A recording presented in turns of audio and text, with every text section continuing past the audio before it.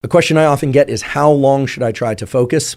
Well, the research literature point to the key importance of so-called ultradian cycles. You've all probably heard of circadian cycles or circadian biology. Circa, the day, circadian is about 24-hour cycle. Well, our brain and body operate within that day, or within each and every day, I should say, with 90-minute ultradian cycles. So my suggestion would be, anytime you're going to sit down and try and focus, you're going to try and do a focused bout of physical exercise or skill learning or musical learning, or maybe you're even just having a conversation. Maybe you're a therapist or you're attending therapy or a class. How long should it be?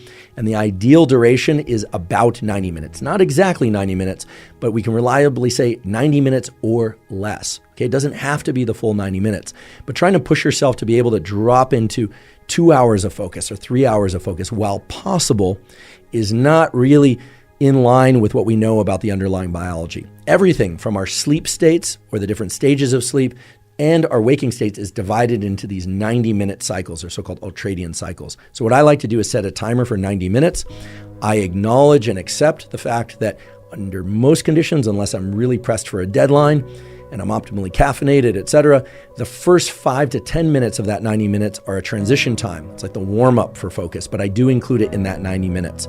And then I really try and drop into doing focused mental work or learning of some sort. Again, this could be physical as well, motor skill learning, or I think we're running or lifting weights, etc., and really try and drop into that across the full 90 minutes, again, accepting the fact, okay? It's not just an idea, the fact that occasionally our focus will flicker. It will jump out of focus, and then a big part of being able to focus is to go back to focusing. The way I'd like you to conceptualize this perhaps is that arrowhead suddenly getting very, very broad, that you're focusing on many things, or that arrow shifts to a different location in the room.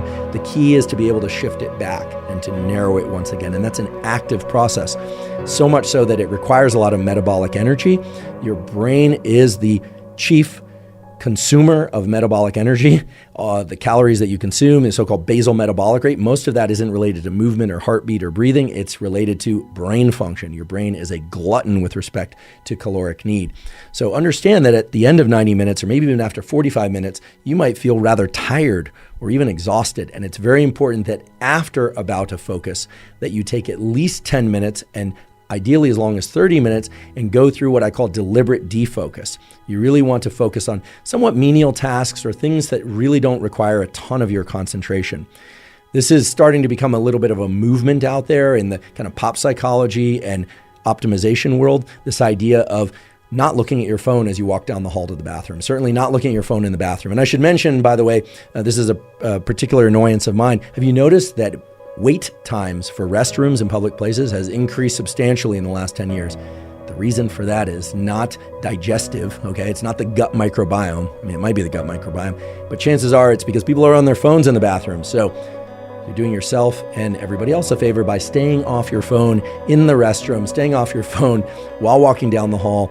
Try and give yourself some time to deliberately decompress, to let your mental states idle, to not be focused on any one thing. That period of idling is essential for your ability to focus, much in the same way that rest between sets of resistance training or rest between exercise is vital to being able to focus and perform during the actual sets or during the actual bouts of running or cycling or whatever your particular form of exercise might be. So deliberate decompression is key. And I know this is hard because we're all being drawn in by the incredible, rich array of sensory information available on our phones and other devices.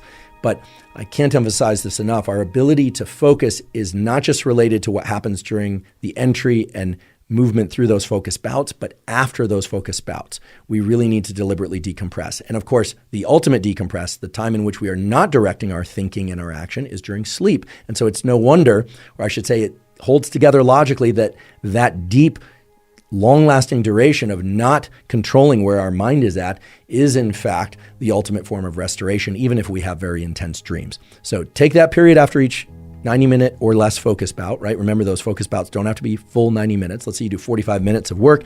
You're just done with it. Set it down and go do something for maybe 5, 10, maybe even 30 minutes that is functional for your day, right? Just not just walking around in circles or staring up at the sky, although if you can do that, do that. But most of us have other things to do, but do things that are rather automatic or reflexive for you, and try not to do any focused reading. Try not to bring your vision into a tight location, such as your phone, and try and deliberately decompress, because that will allow you to drop into intense bouts of focus again, repeatedly and repeatedly.